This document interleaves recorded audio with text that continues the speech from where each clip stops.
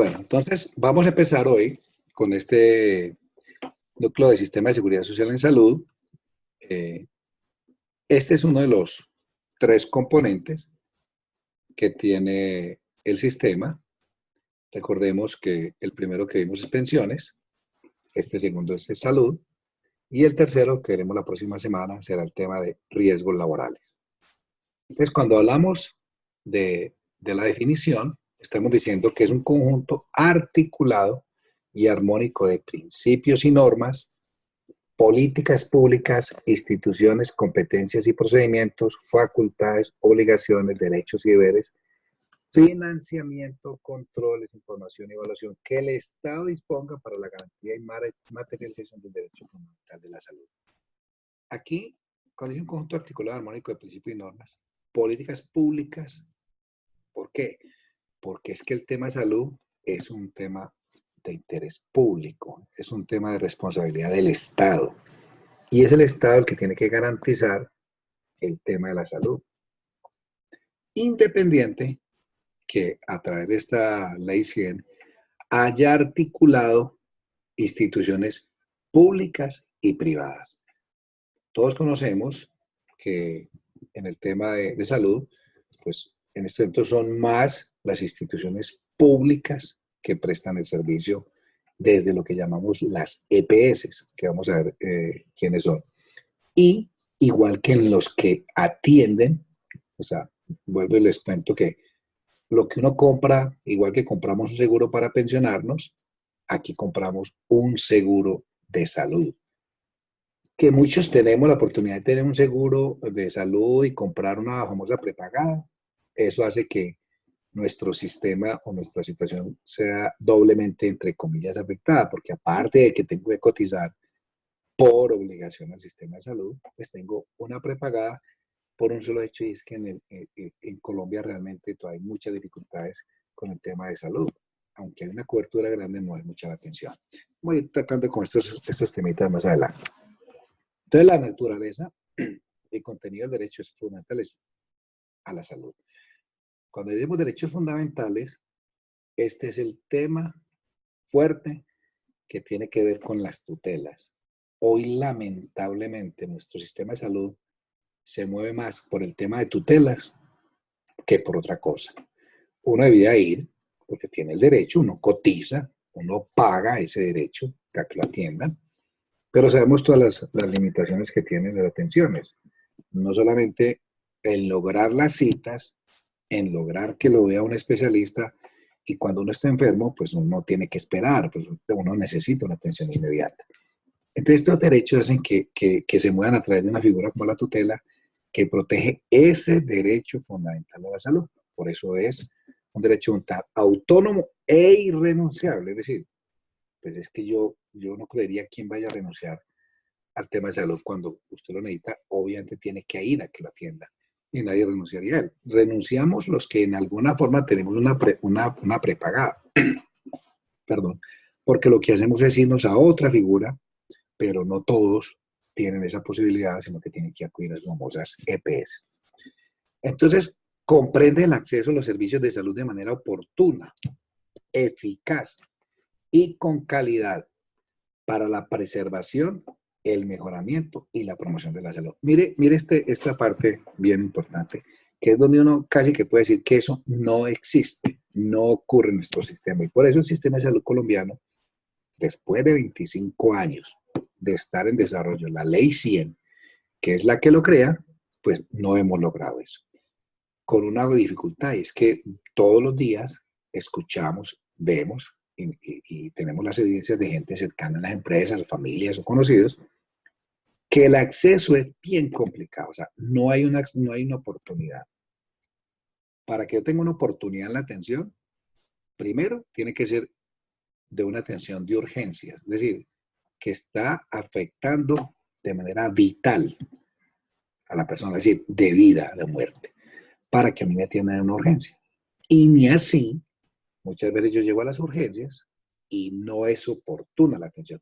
¿Cuántas horas tiene que esperar una persona? Muchas veces en un hospital público o privado, más más público porque los privados casi que ni lo atiendan, para que uno pueda decir que te tuvo la atención, o sea, cuánto tiempo. Entonces no hay oportunidad. Y eficaz es porque muchas veces, y lamentablemente ustedes han escuchado los famosos carruseles de la muerte, la gente que llega a las urgencias, logra que lo atiendan, pero no fue eficaz, porque casi que la atención fue una atención muy rápida, le dieron la vuelta y lo mandaron para la casa. ¿Y cuántas personas en ese tránsito de llegar o de devolverse a su casa han fallecido o estando en la casa se han complicado y ya no han podido regresar? Ese tema es un tema que salud lamentable en este país sigue siendo una gran deficiencia del sistema, que está a cargo del Estado y que tiene que vigilar el Estado. Entonces, mire lo que dice: el Estado adoptará políticas para asegurar la igualdad de trato y oportunidades en el acceso de promoción, prevención. Lamentablemente la prevención en este país es muy poca.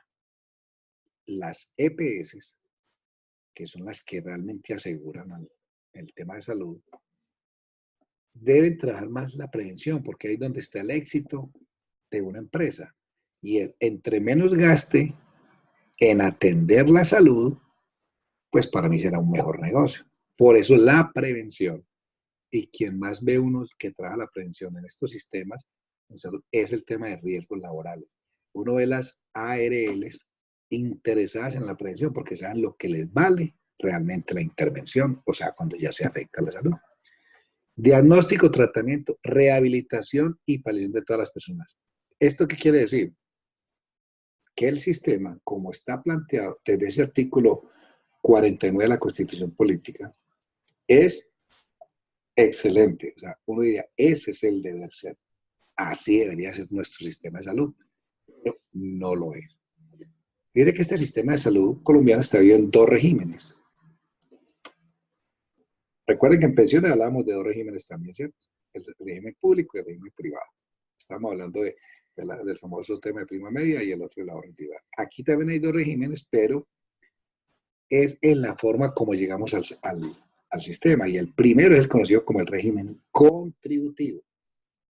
Es decir, vincula a los trabajadores formales, de los que tenemos contratos, los trabajadores independientes, los pensionados y sus familias, y se financia con contribuciones de empleadores y empleados.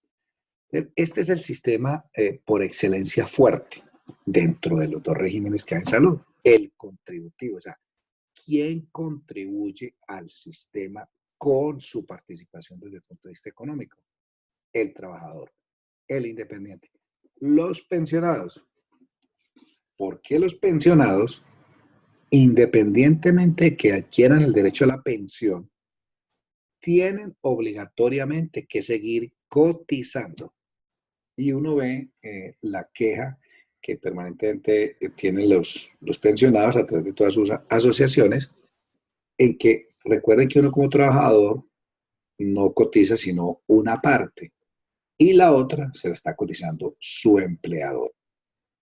Los pensionados, cuando uno quiere la pensión, ese 12.5%, que es la cotización que se hacía a salud entre empleador y empleado, es a cargo exclusivo del trabajador, en ese caso ya del pensionado. Y vimos este año una gran frustración de todo el grupo de pensionados cuando se gestó una ley. Este año no, el año pasado realmente fue cuando se gestó la ley, porque el presidente Santos había prometido bajar la cotización a los pensionados. Esa ley salió, esa ley fue expedida por el Congreso, pero cuando llegó a una cosa que llama la sanción presidencial, es que cuando la ley sale y se aprueba en el Congreso, Cámara y Senado, va a que el presidente la apruebe. Y el presidente no la aprobó, la objetó y quitó esa posibilidad que tenían los pensionados de que se les hubiera rebajado su cotización en salud. Entonces, en salud se cotiza permanentemente al sistema, independiente que estés trabajando o estés pensionado. Es decir, el seguro de salud nunca se termina. Yo no tengo como en pensiones que se termina el día que me jubilo. El día que me jubilo yo no tengo que cotizar más porque ya adquirí mi pensión. Pero en salud es que tengo obligatoriamente que seguir cotizando. Aún más ocurre en el tema de los pensionados. Hay pensionados que cotizan por su pensión, pero siguen trabajando. Si ese pensionado que sigue trabajando obligatoriamente tiene que cotizar a salud, no está obligado a cotizar a pensiones, porque tiene ya la pensión. Pero entonces cotiza a salud. Y uno escucha mucho decir, pero si yo ya estoy cotizando de mi pensión, ¿por qué me van a obligar?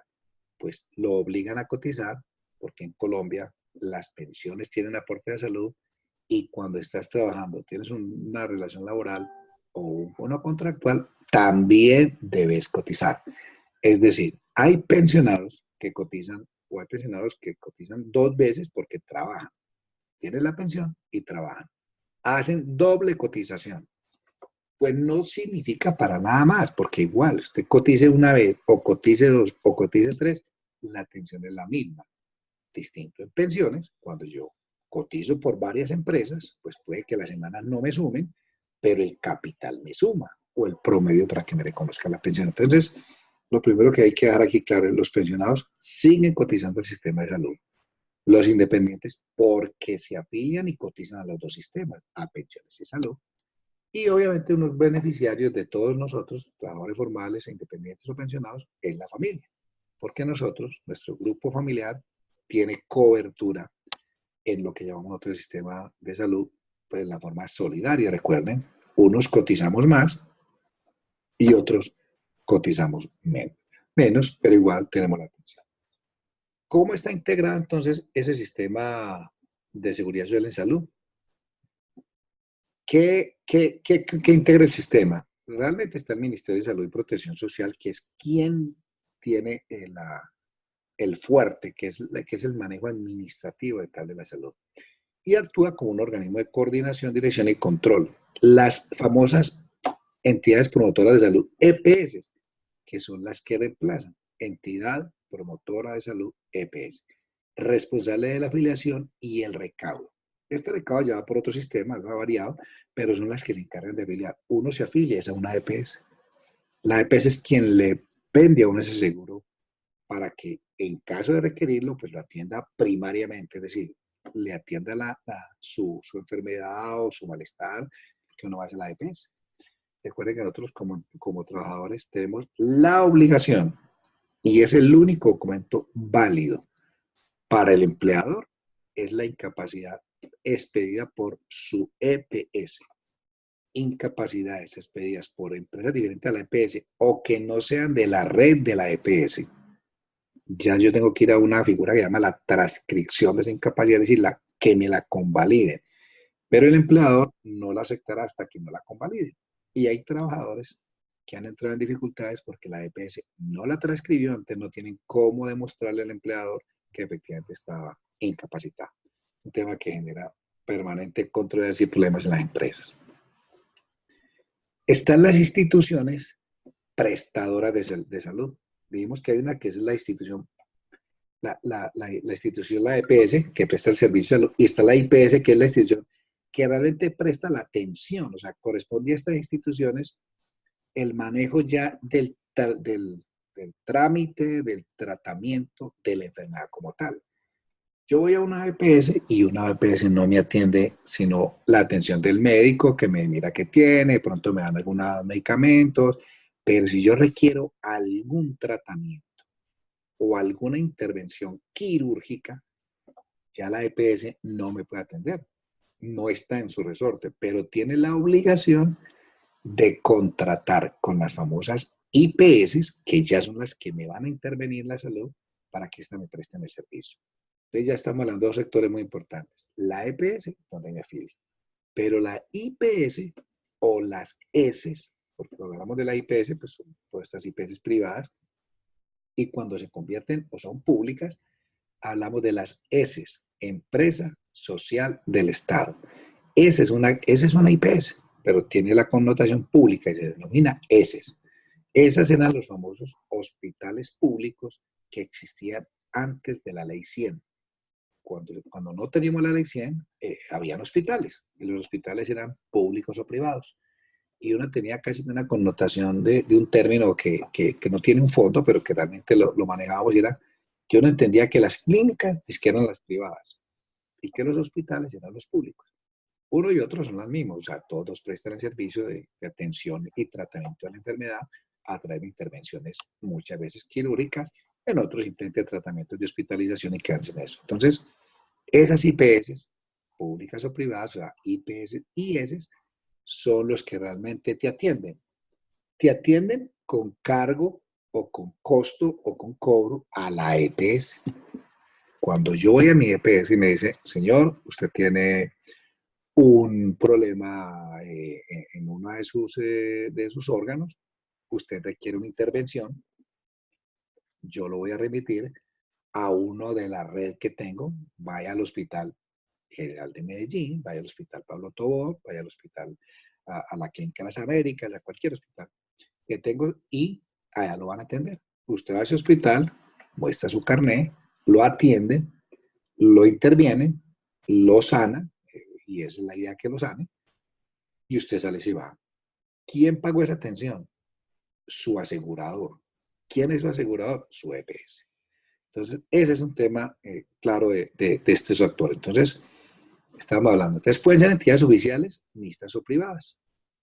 Normalmente encontramos las públicas y las privadas, siendo en una gran proporción, pues obviamente mucho más las privadas, pero también hay las públicas. Y está, lo que les contaba, el tema de las famosas ESES, hospitales públicos que existieron antes de Ley 100 y que con Ley 100 se convirtieron en empresas sociales del Estado.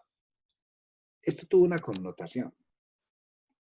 Cuando las empresas sociales del Estado, antes de la Ley 100, cuando eran hospitales públicos, estaban a través de las entidades públicas, es decir, en un hospital de un pueblo era a cargo de la alcaldía, el departamento tenía unos hospitales públicos que eran bajo el presupuesto del hospital, y habían hasta unas instituciones del nivel nacional. Recordemos el Seguro Social. El Seguro Social era también un hospital que prestaba servicios.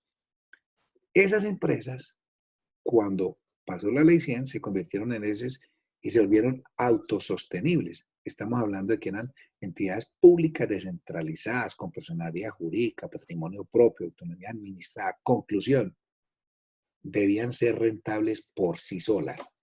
Ya no había la protección del Estado. Ellas mismas tenían que valerse. Entonces, ya, ¿qué hacía un hospital de un pueblo? Venderle servicios al pueblo.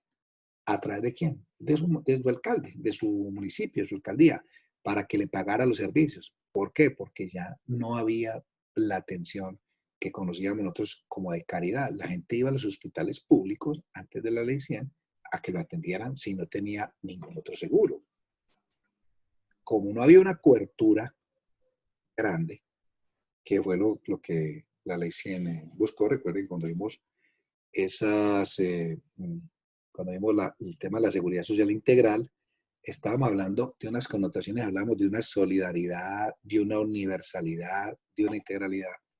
Cuando uno habla de la universalidad, es porque el sistema de salud, fundamentalmente más que las pensiones, busca que toda la población tenga cobertura en los servicios de salud. Toda la población. Venimos hablando del sistema contributivo y entonces estamos hablando de estas entidades. O sea, yo pago para que a mí me atiendan. Yo pago a una aseguradora llamada EPS para que usted me atienda mi dolor de cabeza, mi incomodidad, mis exámenes, y me lo mande y yo los haga. Pero cuando necesito una intervención quirúrgica, usted me diga, vaya a la empresa social del Estado o vaya a la IPS pública o privada, donde tengo contrato, y que lo atienda y lo sane. Entonces, hay esa cobertura porque yo pago. Pero también está, por adelantarme un poco, el otro tema, y es el que lo atiende, pero no tiene una afiliación por ser cotizante, sino lo que llamamos nosotros el régimen subsidiado. Entonces, no tengo la política del subsidiado. Te recuerden, y yo creo que ustedes lo conocen, hoy hay quienes en el régimen subsidiado, es decir, el Estado le subsidia esa atención que él no tiene cómo pagar. Por eso una regla y un tema fuerte de quienes tienen acceso al SISBEN, al régimen del SISBEN. Y entiende uno que son aquellas personas que no tienen la capacidad de cotizar, que no tienen cómo trabajar y que entonces el gobierno, por tener el principio de la universalidad, de esa cobertura a toda la población, por ser un derecho fundamental que debe garantizar y proteger el Estado, hace que esas personas sean inscritas, sisbenizadas, censadas y se les dé el carnet del SISBEN. Es decir, usted no tiene plata para pagar, yo Estado tengo que proteger su salud. Como usted no tiene, entonces yo le voy a dar un régimen del SISBEN y le voy a decir, usted va a afiliarse en una de las EPS que presta servicios al Estado a través del famoso SISBEN. Y hoy hay personas de ingresos o de ningún ingreso afiliadas al SISBEN que afortunadamente existe y logran la atención. Logran la atención a sus problemas de salud y son sistemas que funcionan realmente. Son sistemas que uno ve y dice, no, pues bueno, es que hay veces es mejor hasta estar en el SISBEN que estar en el contributivo. Si uno se pusiera a analizar la importancia que tiene para la población colombiana el manejo del SISBEN, uno diría, ese es un sistema que uno diría, hoy funciona, con todas las limitantes, pero si no fuese así, ¿cuántas personas morirían sin tener la posibilidad de atención? Pero como les repito, el Estado tiene que garantizarlo, no tiene otra alternativa. SISBEN. Entonces, al sistema llegamos dos. El que tiene cómo pagar porque trabaja o el que no tiene cómo pagar y va al régimen sisbenizado. Entonces, aquí estamos hablando de los afiliados al sistema, los del contributivo o los del SISBEN, personas sin capacidad de pago, lamentablemente como todo en este país. Muchas personas abusan de este sistema. Hay personas afiliadas al régimen sisbenizado, al subsidiado, que no tienen o que más bien tienen la capacidad de pago, tienen los medios para cotizar como independientes, pero no lo hacen y se afilian porque políticamente les ayudan, porque no hay control en las alcaldías, porque hay corrupción en todo, y logran meterse y logran que los atiendan a través de este sistema cuando lo que están haciendo es quitándole recursos a quienes realmente sí lo necesitan. Entonces ya en términos generales ya le había contado qué es el régimen contributivo y el régimen subsidiado, pues, también lo acabo de decir, es simplemente aquellas personas que no tienen esa capacidad de pago y que el gobierno debe hacerlo. Mire a dónde ha llegado este sistema. Hoy tenemos en Colombia una gran preocupación los que trabajamos en el sector salud. El tema de los venezolanos. ¿Cuántos venezolanos le han llegado a este país y cuántos han tenido que ir a los hospitales a que los atiendan? No van a los hospitales privados. El hospital privado normalmente los vuelve y los saca, lo entra por una puerta y saca por la otra. Porque usted tiene que atender en Colombia a todo el que reside en este sistema. Los hospitales públicos, las ESES, terminan atendiendo a los venezolanos. Y el gobierno tratando de subsidiar y pagar. Hoy veía, o tal vez ayer, en las noticias en Caracol, pues, que en el mismo Cúcuta, en el hospital Erasmo Meos, pues la gente se llenó de venezolanos de atención, más por ser frontera.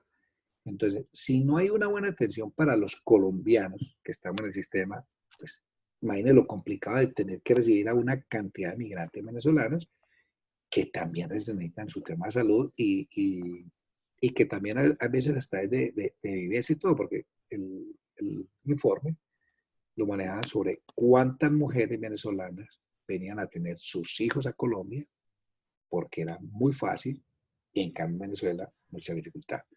¿Alguna inquietud está ahí? ¿Cómo vamos? Que las veo muy calladitas. Chicas. No, yo hasta el momento bien. Bueno, ok. Están muy juiciosas, muy concentradas. Entonces, Sí, profe. entonces nos queda claro hoy. El sistema de salud tiene dos regímenes. El contributivo y el subsidiado. El contributivo yo pago para que me atiendan. El subsidiado yo no tengo, pero el Estado me lo debe dar. Profe, ¿y Sí, el claro. régimen de excepción en cuál queda en el contributivo? ¿Qué entiendes tú por régimen de excepción? Pues nosotros cuando, que corresponde como a entidades públicas Mire, uno habla de regímenes o del gobierno. pero no, venga, es que cuando uno habla, el régimen de exceptuados es un tema más del tema pensional, ¿cierto? Que no aplica la norma. En salud no hay exceptuados. En De salud, excepción. como lo que te digo, en salud, la cobertura, por eso se llama una cobertura universal. O sea, en Colombia, todos las personas están en el sistema. Lo que pasa es que hay un tema que se generó cuando empezó la ley 100. ¿Y qué fue el sistema? Que empezó a decir que habían empresas que tenían su propio sistema de salud. Eh, por contarte algo, el famoso, el SENA.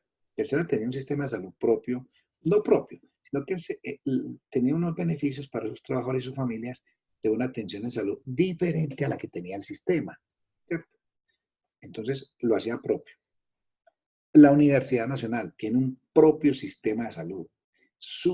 La Universidad de Antioquia tiene un sistema de salud donde ellos fueron grandes. Entonces, esos fueron unos sistemas que los dejaron exceptuados del sistema general. Es decir, no los obligaron a cotizar a las EPS como tal, sino que ellos siguieron con su propio sistema. Entonces, usted se puede encontrar en una empresa, trabajadores Ecopetrol.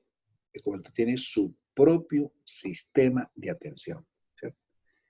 Porque fueron negociados con los sindicatos, porque fueron poderosos, porque son atenciones. Yo trabajé con el SENA, yo recuerdo que estar uno en el famoso consultorio médico del SENA era una cosa, pues, de locos, porque vos no tenías que ir a una EPS, vos tenías la ventaja de ir a tu consultorio médico, a vos te veían los mejores especialistas, te remitían a las mejores clínicas, te remitían a los especialistas que te vieran los exámenes, te suministraban los medicamentos independientes del que te pedían, no había un control. Esos fueron regímenes que permitieron exceptuarse del sistema general de seguridad social en salud. ¿Por qué? Porque la ley los fue dejando, como en pensiones, que les contaba ayer, fue dejando unos sistemas aparte, fuera del sistema general de seguridad social, lo que decía, el sistema de la fiscalía, de los magistrados, el sistema del Congreso, que tienen su propio sistema de pensiones. Estos exceptuados o excepcionados son los que no están dentro del sistema porque tienen su propio sistema y la ley les dio a algunos, no a todos, ese derecho a que se quedaran ahí quietecitos, a que siguieran pues manejando su sistema, a que garantizaran eso, o sea, unas empresas adaptadas en salud, que fueron unas empresas como allí similares a las famosas EPS. Es más o menos ese es el tema que se maneja ahí. Pero en la población colombiana, el altísimo porcentaje, un 90% de la población está en estos dos regímenes.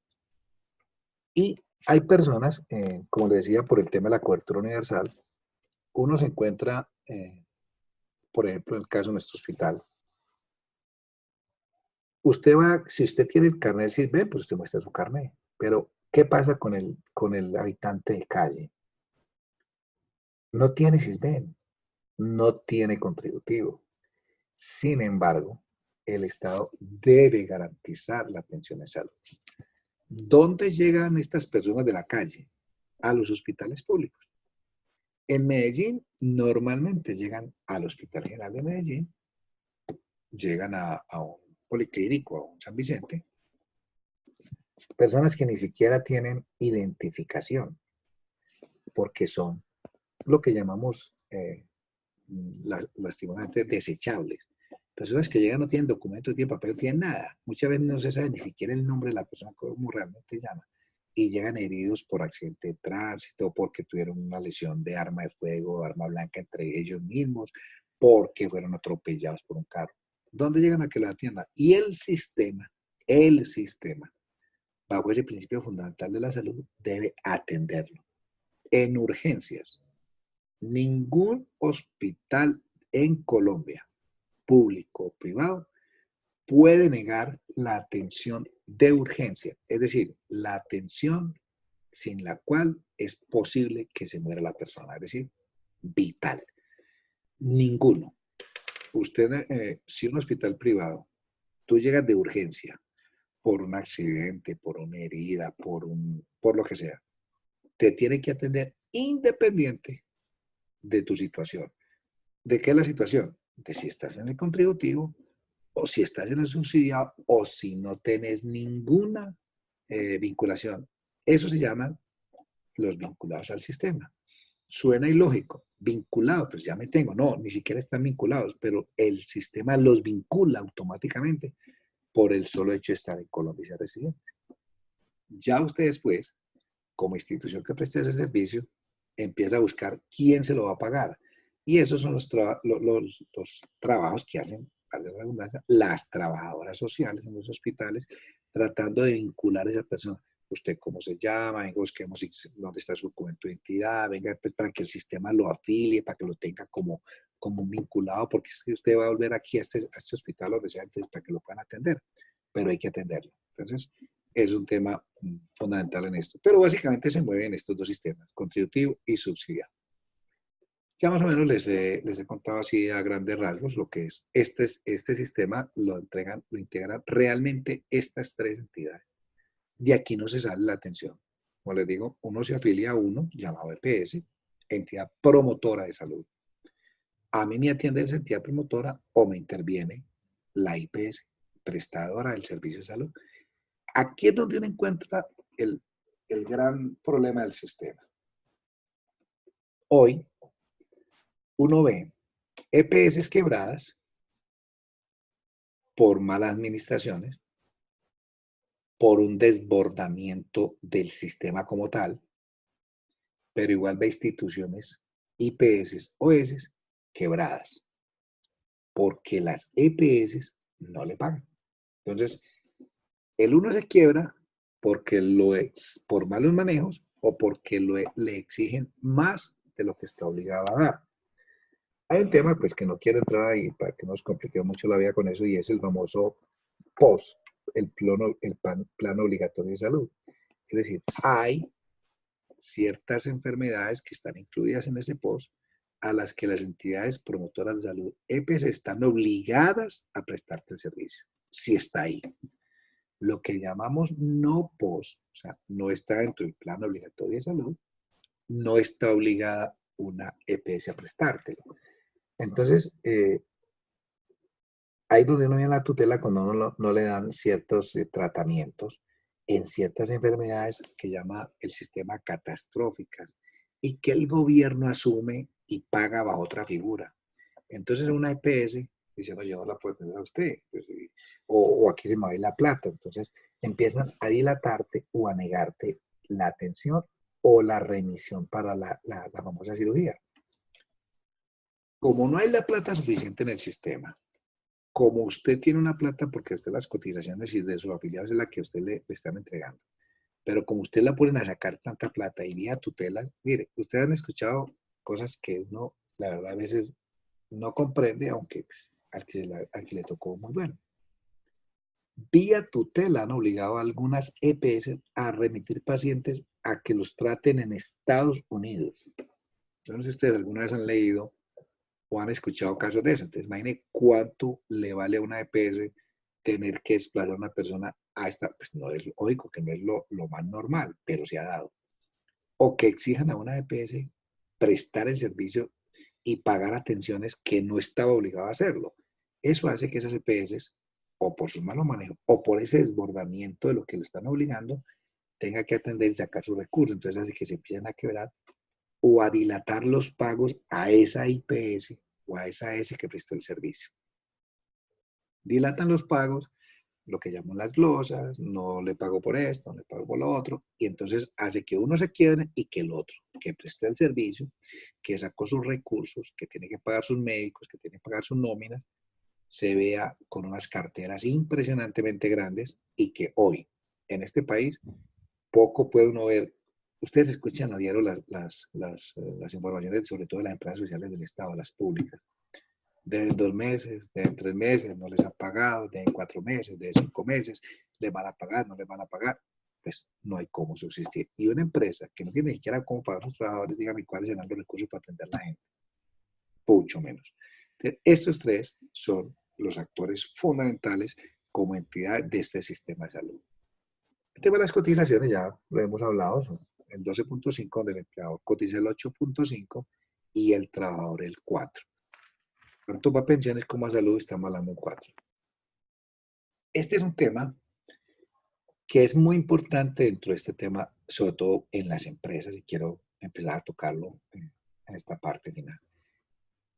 Todo el tema de salud implica ese seguro que yo compro para que cuando yo tenga una enfermedad, esa empresa me atienda y me dé una incapacidad, es decir, me dé un certificado que dice usted no está en condiciones de prestar el servicio.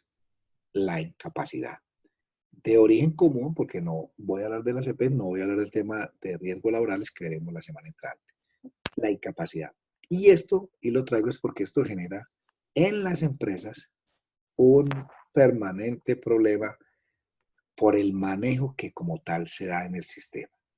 El auxilio por incapacidad se viene como el reconocimiento de la prestación de tipo económico y pago de la misma que hacen las EPS a sus afiliados cotizantes no pensionados.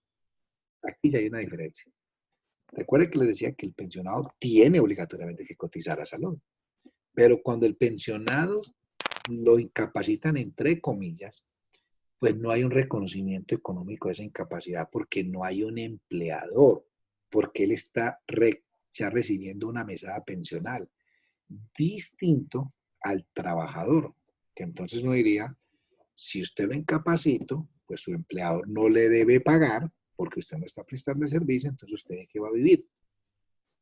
En Colombia, el empleador paga esos días, vamos a ver más adelante la proporción, y le recobra la incapacidad a esa EPS. Es decir, yo le pago la incapacidad al trabajador cuando me trae ese certificado expedido por esa EPS a la cual está afiliado y con ese instrumento, eso es un cheque al portador, yo voy y le digo a esa EPS, como usted pide esta incapacidad por este número de días, pues por favor, entrégueme la plata que me corresponde de acuerdo a lo que yo he cotizado por él. Entonces es muy importante este tema y el mal uso que lamentablemente se da. Entonces, cuando te hablamos de las incapacidades, estamos hablando de las de origen común, que es el sistema que maneja salud, y las incapacidades de origen profesional, que es el sistema que maneja las ARLs, origen profesional, que ese es otro seguro que compra, pero que solo paga el empleador. Y que veremos, como les dije la semana antes. Entonces, vamos a centrarnos en las de origen común.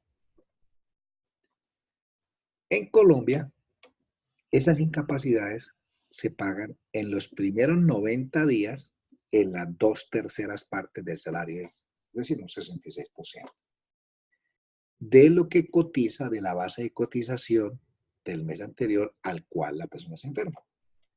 Eso lo paga la EPS, solo la EPS cuando ella expide la incapacidad, las 2/3 partes. Y la norma nos dice, aquí no tenía, que sobre los primeros 90 días, es decir, sobre los primeros 3 meses, es las 2/3 partes, es decir, el 66%.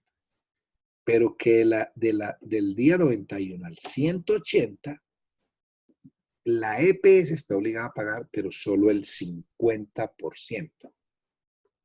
Porque de ahí en adelante lo cogerá el fondo de pensiones, que enseguida lo toco. En Colombia ha variado. Recuerden que primero las incapacidades se reconocían a las empresas a partir del 4.º día. Pero con este decreto cambia y a partir del 3.er día se reconoce, es decir, se ganó un día más el empleador. Un día más en cuanto a que no paga 3 días, porque ¿quién asume los primeros 3 días en su momento? El empleador.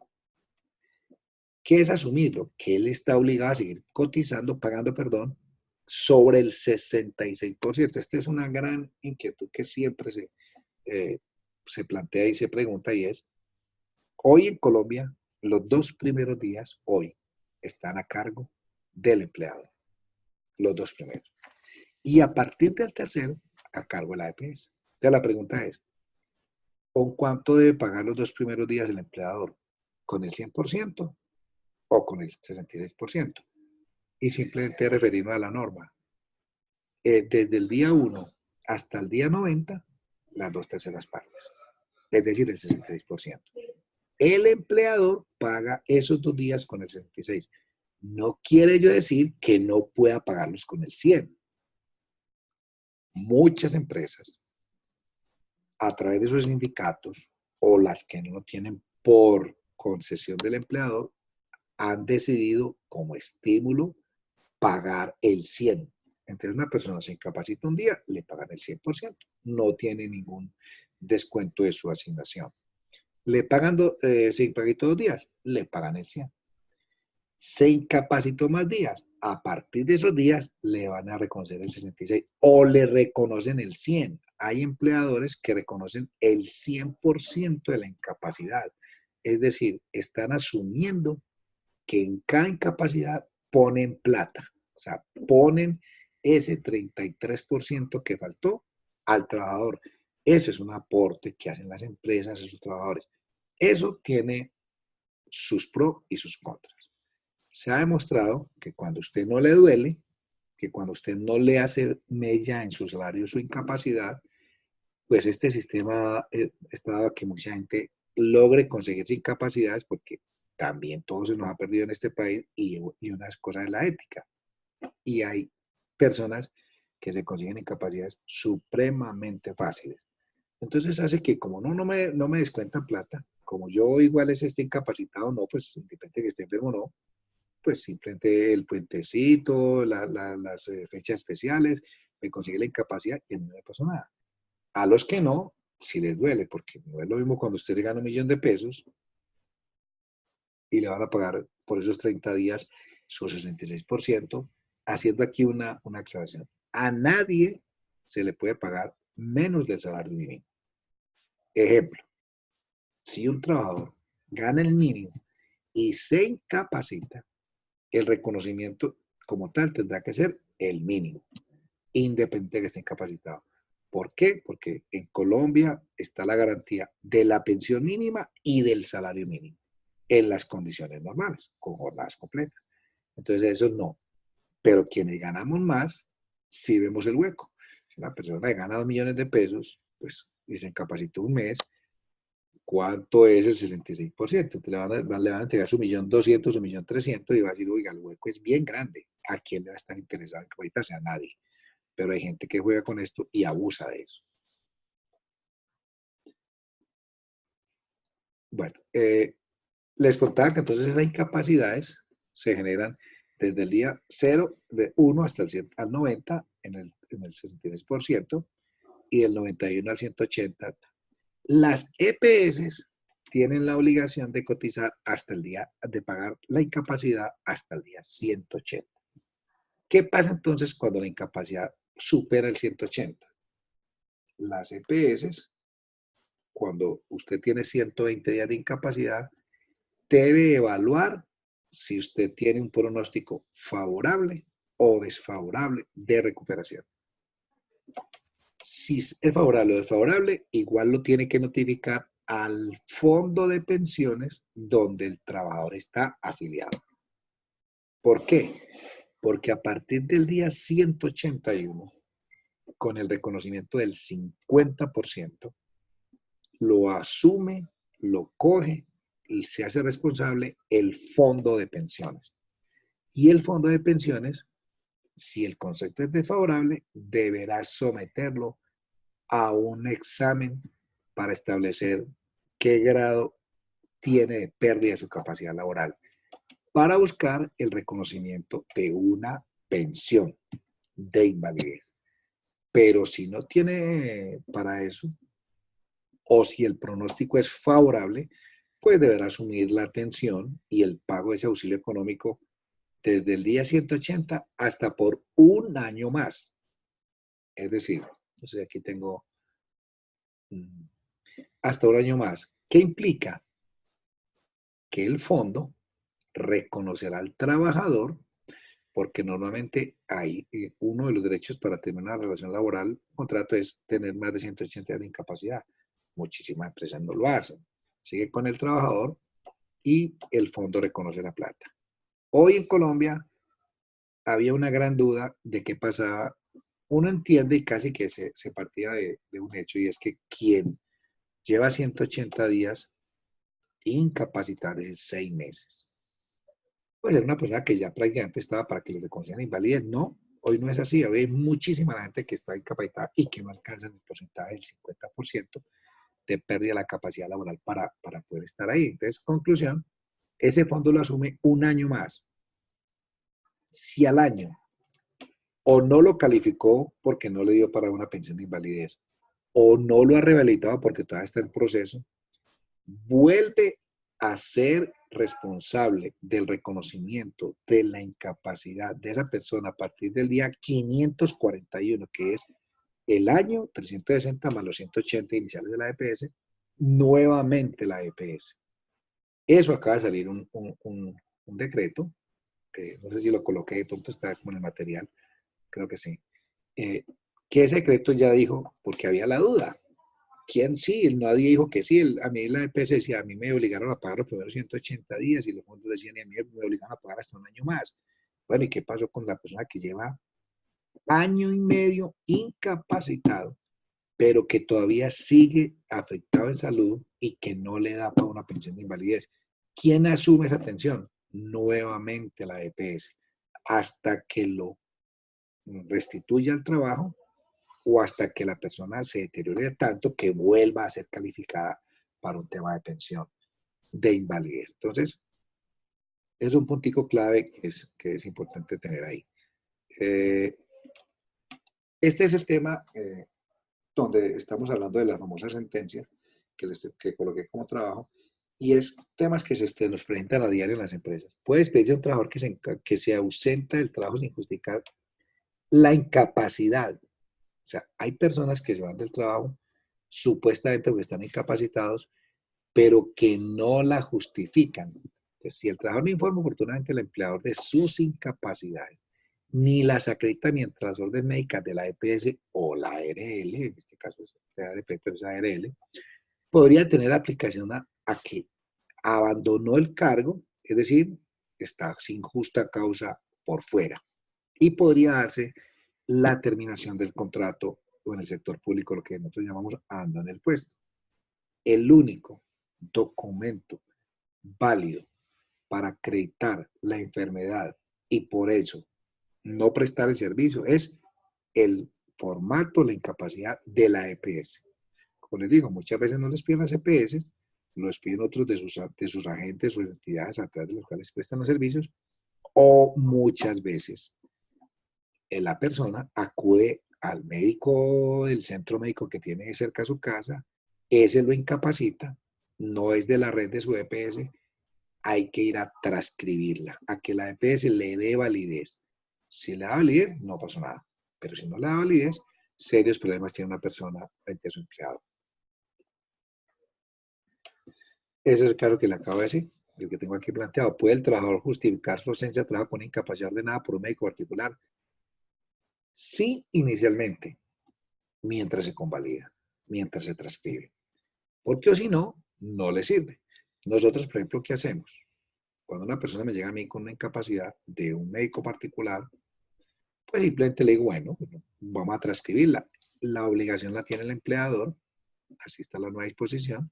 Uno hace las vueltas con la EPS y la EPS concluye que no era, que eso no era incapacitante y que, o la incapacidad no era de 4 o 5 días, sino que es una incapacidad de 1 o 2 días. Pregunta. Entonces, ¿qué pasa con eso? Si yo ya, él se me abandonó 5 días y la EPS eso va a reconocer 2 o no va a reconocer ninguno. Nosotros tomamos la decisión de que descontamos al trabajador los días que no prestó el servicio. Y si hay reincidencia, va a un proceso disciplinario. ¿Por qué? Porque la ley en Colombia lo ha dicho claramente. El único que puedes pedir incapacidades válidas para no prestar el servicio son las EPS. o a través de sus redes. Este es un tema que dice, se puede despedir a un trabajador con una incapacidad de origen común superior a 180 días. La norma lo dice. Es justa causa para dar por terminada la relación laboral una incapacidad superior a 180 días. Es justa causa para dar por terminado unilateralmente el contrato de trabajo la incapacidad interrumpida superior a 180 días originada en enfermedad o accidente de origen común, debiendo aclararse que para dichos efectos debe tratarse de una imposibilidad que haga imposible la prestación de servicio, es decir, que inhabilite al trabajador para el desarrollo de sus funciones. Solo en estos casos, y eso porque uno está casi que en la absoluta convicción de que esa persona va a ser calificada como inválida, es decir, que va a tener como mínimo un 50%. Si no, es lo más recomendable, no termine la relación laboral. Pare. Usted puede, porque la norma se lo permite, simplemente retirarlo de la nómina, seguirle, que tiene la obligación, seguirle pagando la seguridad social y que el fondo de pensiones, que lo asume, le dé el auxilio económico directamente al trabajador. Eso sí lo puede hacer. Pero terminar la relación laboral del todo, puede usted estar muy fácilmente inmerso en una posible demanda porque el trabajador sí haya tenido la posibilidad de recuperarse. Entonces, vuelvo y le digo, tiene que uno tener la convicción y la certeza y casi que los exámenes y el análisis que hace su área de seguridad y salud en el trabajo para decir, hombre, esta persona realmente va a ser calificada como inválido, entonces no hay ningún problema. De hecho, la norma lo permite y su atención, su mínimo vital, que es lo que demanda un trabajador cuando se ve sin ello, lo cubre el auxilio económico que paga el fondo de pensiones. Bueno, este es el mismo tema que estamos hablando de esto. ¿Cómo se pagan la incapacidad de origen profesional? Es un tema que vamos a ver en la próxima semana. Bueno, yo creo que hasta aquí entonces sería el tema que hoy quería que tocáramos en términos muy generales, obviamente. Este es un tema también de unas legislaciones, muchísima legislación, con todo lo que ustedes conocen de las críticas que tiene el sistema, con las bondades que el sistema tiene para muchas personas, como les cuento con el régimen SISBEN. Yo diría que el SISBEN es un alivio grande para la población colombiana que no tiene la capacidad de pago y que no tiene un empleo, que pues, es muchísima la población en Colombia. El desempleo en este país es grandísimo, pero que tiene esa posibilidad de subir, de tener la cobertura en salud a través de ese régimen subsidiado que permite pues aliviar esa contingencia. ¿Alguna inquietud? ¿Me cuentan? No, profe, todo muy claro, muchas gracias. Bueno, Sí, entonces profe, espero todo que... muy claro. Listo, bueno, entonces nos estamos viendo en el próximo chat la próxima semana, el día martes. Tenemos nuestro último chat sobre el tema del sistema de riesgos laborales. Les recuerdo entonces el trabajo de la sentencia, está alojada ahí. Es identificarlo para que veamos esa protección que tiene lo que llamo yo el fuero de salud, lo que se llama el fuero de salud, y es en las condiciones que ya la ley protege a aquel que esté enfermo, que ya es una protección que muchas veces, le decía al principio, hace más gravosa la situación del empleador, porque vienen las famosas reubicaciones, personas que se contrataron para una actividad y que prácticamente hay que colocar a hacer otra que muchas veces no se necesitaba, pero que hay que hacerlo. Esa es una protección a ese trabajador en ese estado que ha denominado la jurisprudencia lo que es de indefensión. Uno enfermo es un indefenso, y es cierto. El que esté enfermo tiene un estado de indefensión frente a un empleador que muchas veces, abusando de eso, lo echaba, lo despedía, pero que aquí hay que probar la justa causa para un despido. Y que hoy en Colombia debemos tener los empleadores, los que estamos al frente de las áreas de gestión humana, mucho cuidado con esas personas que tienen esos fueros o esas enfermedades o esas discapacidades o están en su salud deteriorada y no terminar el contrato, que no se ve obviamente bien visto terminarlo con una persona que está en ese estado, esperarlo, tratarlo de rehabilitar si es posible y si hay, ahora, si hay elementos objetivos que permiten o que concluyen que hay que despedirlo, pues no habría más que hacer pedir el permiso del ministerio y hacerlo. Pero antes entonces que la sentencia quiere ese trabajo, igual también tenemos el trabajo de la reforma pensional, que es un trabajo que también vence este sábado. Entonces, espérense el trabajo grupal y el trabajo individual. Ya hicimos el debate y yo espero mañana tengan las notas y ya quedaríamos para el último tema de riesgo laboral de la semana entrante y ese final. Bueno, que feliz noche, que estén muy bien. Bueno, Igualmente profe. para todos. Ok, chaito. Hasta luego.